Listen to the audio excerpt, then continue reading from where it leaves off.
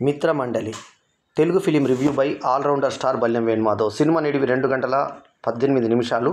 Comedy, UA 16+ certificate వచ్చిన ఈ cinema విడుదల తేదీ వచ్చి అక్టోబర్ 16, 2025 గురువారం రోజు విడుదలైంది. వరుస సక్సెస్లు అందుకుంటున్న ప్రియదర్శి హీరోగా వచ్చిన సినిమా ఇది. బలగం వంటి సూపర్ హిట్, ఆ తర్వాత కోట్ లాంటి సంచలనమైన హిట్ ఇచ్చిన హీరో ఇతను. ఆ తర్వాత విద్యార్థులది ఒకటి 35 అనే సినిమా వచ్చింది. ఆ సినిమా కూడా హీరో ప్రియదర్శే. ఆ తర్వాత అంతకుముందు ఒకటి బయోపిక్ లాగా వచ్చినటువంటి తెలంగాణ మాండలికం సినిమా కూడా ఇతను హీరోగా చేస్తున్న సంగతి మనందరికీ తెలిసిందే. సో ఆ సినిమాలన్నిటి హీరో అయినటువంటి ప్రియదర్శి ఈ సినిమాలో మెయిన్ హీరో కావడము కొంచెం ఆసక్తి రేపింది సినిమా మీద. నిహారిక NM హీరోయిన్గా నటించిన ఈ సినిమాలో ఓ.ఐ.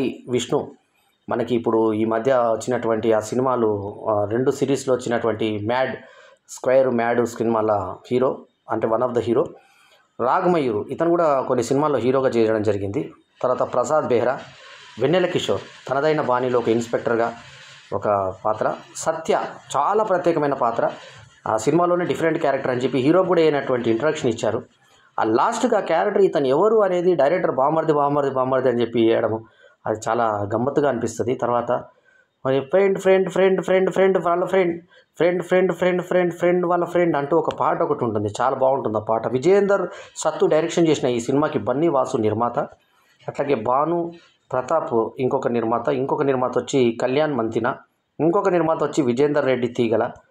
తర్వాత ఆర్ఆర్ ధ్రువన్ సంగీతం, Siddharth SJ cinematography, Kodati Pavan Kalyan editor. ఈ పవన్ కళ్యాణ్ కోదాటిని లాస్ట్లో చూపించడం బాగుంది. అట్లాగే ఈ క్యారెక్టర్ ఎవరు అనే దానికి చూపించడం కూడా బాగుంది. సో మొత్తానికి ఏంటంటే ఫస్ట్ హీరోయిన్ ఎస్కేప్ అవుతుంది.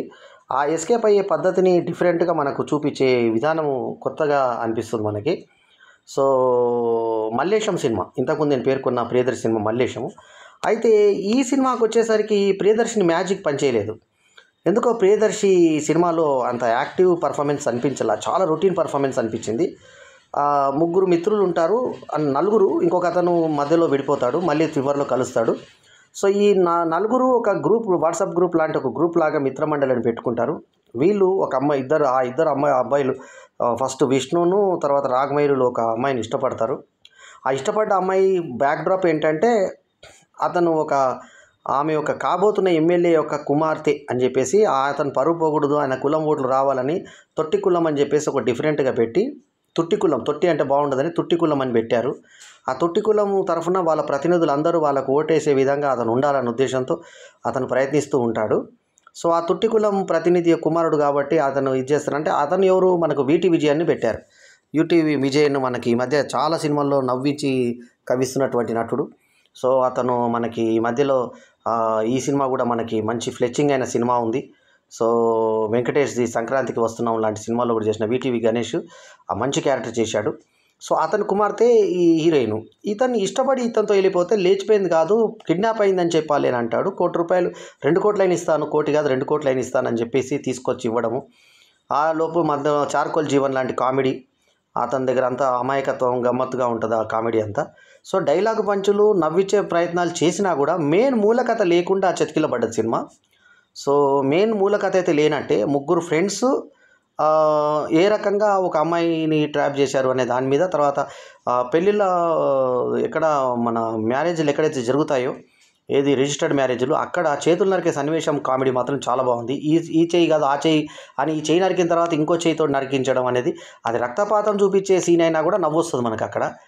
నిజంగా గ్రేట్, అక్కడ డైరెక్టర్ని మెచ్చుకోవాలి మనము, విజేందర్ సత్తుని. ఎందుకంటే అటువంటి సన్నివేశాల్లో ఎవరికి నవ్వు రాదు, కానీ నవ్వు వచ్చేలాగా ఆ సన్నివేశాన్ని క్రియేట్ చేశాడు. ఈ చెయ్యి నరికేదాకా కూరుకుంటాడు, రఘు నరుకుతాడు. ఈ చెయ్యి నరికిన తర్వాత సంతకం పెట్టింది ఆ చెయ్యి కాదు ఈ చెయ్యి అంటాడు. ఈ చెయ్యి కూడా నరికిన తర్వాత ప్రేక్షకులు గొల్లున నవ్వడం కనపడుతుంది మనకి. సో అట్లా కొన్ని సన్నివేశాల దగ్గర నవ్వు వచ్చింది. హీరోయిన్ ఫైట్స్ బాగున్నాయి, ఆమె టైట్ ఫిట్స్ తోటి ఆమె మంచి మొగ శరీరం లాంటి పర్సనాలిటీతో ఉంది ఆమె. పాటలు కూడా ఆకట్టుకునే విధంగా ఉన్నాయి. అయితే పాటల సాహిత్యం ఏదైతే ఉందో అంత ఫన్నీగా ఉంటాయి పాటలు, మనం ఎంజాయ్ చేస్తాం. ప్రతి పాట లైన్ వింటే మనకు నవ్వొస్తుంది. ప్రతి పాటలు గమ్మత్తుగా ఉంటాయి, బ్యాండు బూండు అంటూ డిఫరెంట్గా ఉంటాయి. సో ఆ పాటల నేపథ్యం బాగుంది, మ్యూజిక్ బాగుంది. ఆ తర్వాత కామెడీ క్రియేషన్ బాగుంది. కానీ మెయిన్ కథలో పసలేక ఇదేం లేదంటే ఆమె కిడ్నాప్ చేస్తున్న అని వీళ్ళు అనుకుంటారు. కిడ్నాప్ తెలియకుండా ఆమె వెనక డిక్కీలోకి వచ్చేస్తుంది. ఈ ప్రయాణమే ఇంటర్వెల్. ఆ ప్రయాణం అయిపోయిన తర్వాత చివరాఖరికి మళ్ళీ ఆమె ఇతను అపార్థం చేసుకొని మళ్ళీ వేరే పెళ్ళికి ఒప్పుకోవడం, చివరికి ఇతను వచ్చి మళ్ళీ ఆమెను చేసుకోవడం. సింపుల్ కథ. ఇది మనకు వెన్నెల కిషోర్ బ్యాక్డ్రాప్లో వృద్ధాశ్రమం ఫస్ట్ ఫ్లోర్లో ఉంటుంది. ఇక్కడ కింద ఫ్లోర్లో ఉంటే వాళ్ళందరూ పని చెప్పడము, నెత్తి మీద నీళ్లు పోయడము, బోర్ నీళ్ళు పడ్డాయి, నువ్వు బంద్ చేయాలా ఏదవా అని చాలా పెద్ద ఏజ్ ఉన్న ముసలి వాళ్ళ తండ్రిలాగా వీళ్ళు అనుకుంటుంటే, ఆ ముసలామి కూడా పైన వడియాలు పెట్టాను చూడరా అని, తర్వాత వర్షం పడుతుంటే ఆపురా అని ఆ ఇన్స్పెక్టర్కి చెప్తుంటే, కానిస్టేబుల్ చెప్పరా విన్నాడా నీ మాట అని ఒక అతను అడిగితే, నన్ను బండి అడిగి కొన్నావా పోయినాక చెప్తున్నావు నాకు అని అంటాడు.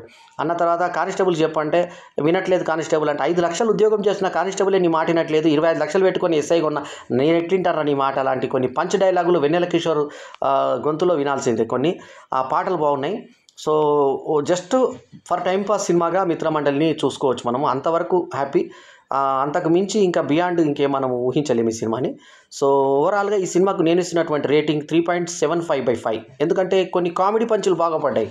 అగ్ర నిర్మాతలు 4 పెద్ద నిర్మాతలు తీశారు కాబట్టి, బన్నీవాసు, తర్వాత భానుప్రతాప, కళ్యాణ మంతిన, తర్వాత విజేందర్ రెడ్డి తీగలైన, తెలంగాణ ఛాంబర్లో కూడా యాక్టివ్గా ఉన్నారు కాబట్టి వీళ్ళంతా. సో ఈ 4 ఉన్నారు కాబట్టి, 2 మెయిన్ పిల్లర్స్ లాగా బన్నీవాసును, విజేందర్ రెడ్డి తీగల లాంటి వాళ్ళు ఉన్నారు కాబట్టి సినిమాకి ప్రమోషన్ సైడ్ కానీ థియేటర్ సైడ్ కానీ బాగుంటుంది. అయితే డిజైన్ కూడా ఇంగ్లీష్లో, ఇప్పుడు ఇంగ్లీష్ లోగోలది వచ్చింది. ఇప్పుడు ఇంగ్లీష్ తెలుగు కాకుండా మిత్రమండలి అని చెప్పి ఇంగ్లీష్లో వేయడము, అది కొంచెం అంటే భాషాభిమానులను బాధ పెట్టే విషయమైనా కూడా ఓవరాల్గా ఈ సినిమాలో అసభ్యత లేకుండా చాలా నీట్గా తీసినటువంటి సినిమా. తర్వాత వ్యాంప్ సాంగ్ ఉన్నా కూడా మామూలు సాంగ్ కల్లా అందుకే తీశారు. బహుశా దానికే యూఏ 16+ వచ్చింది. ఇంకా సినిమాలో ఎక్కడ విషయం అనేది కనిపించదు మనకి. సో ఓవరాల్గా ఫైట్స్ అవన్నీ కూడా కామెడీగా ఉంటాయి, గమ్మత్తుగా ఉంటాయి ఫైట్స్ కూడా. సో తమాషాగా చలాకీగా సాగేటువంటి ఇది. అయితే చేగోడులు కింద పడితే పర్లేదు నాకు డబ్బులు వచ్చినాయి, మా బాబాయ్ చచ్చిపోయాడు, నేను అవసరం లేదు నాకు అంటాడు. అన్న తర్వాత వీళ్ళు చేసి చేస్తూ కత్తులు కొడుతుంటే నేను తీసుకుంటాను రా చేగోడులు అంటూ చెప్పే సన్నివేశాలు బాగా నవ్విస్తాయి మనకి. అట్లా కొన్ని సన్నివేశాలు బాగా నవ్విస్తాయి. ప్రియదర్శి ఇందాక చెప్పినట్టుగా రాజేంద్ర ప్రసాద్ హీరోగా ఎంత బాగుంటాడు అనిపిస్తుంది మనకి ఈ సినిమాలో చూసిన తర్వాత. ఎందుకంటే రాజేంద్ర ప్రసాద్ చూసిన తర్వాత మనకి ఆ కామెడీ హీరో అంటే ఇలా ఉంటాడు అనిపిస్తుంది. సరే ఎంతో కొంత చంద్రమోహన్, ఎంతో కొంత నరేష్ కూడా అలా అనిపించిన వాళ్ళే. సో ఆ ప్లేస్లో మనం అల్లరి నరేష్ను మళ్ళీ మనం భరించగలిగాము. కానీ మళ్ళీ ఆ ప్లేస్లో ప్రియదర్శిని భరించలేకపోయాం. ఎందుకంటే మనం రాజేంద్ర ప్రసాద్ని ఎంజాయ్ చేశాము, నరేష్ని ఎంజాయ్ చేశాము, అల్లరి నరేష్ కూడా పర్వాలేదు అనిపించుకొని ఒక టైంలో ఏలేసాడు కామెడీ స్లాట్ని. కానీ ఆ స్లాట్లోకి ప్రియదర్శి ఎక్స్ప్రెషన్స్ అందుకే భరించాడు అన్న పదం వాడాను నేను. అది అతని ఫేస్కి కానీ అది కామెడీ హీరోగా సెట్ కాలేదు, 100% సెట్ కాలేదు. సబ్జెక్ట్లో హీరోయిన్ కూడా ఒక రాగా గమ్మత్తుగా అంటే ఆమె మేల్ ఎఫెక్ట్గా ఎక్కువ కనిపించింది హీరోయిన్ కన్నా కూడా. సో క్లోజప్లో కూడా లాంగ్ షాట్లో ఎక్కువ కనిపించింది. ఫైట్స్ బాగా చేసింది అమ్మాయి. కరాటే ఎందుకు నేర్చుకోవాలి, జూడో ఎందుకు నేర్చుకోవాలి చూపిస్తుంది ఆమె. సో తను పారిపోతే ఎవరైనా అడ్డొస్తే నేను ఇలా కాపాడుకుంటానని లాస్ట్లో ఆమె ఉపయోగించి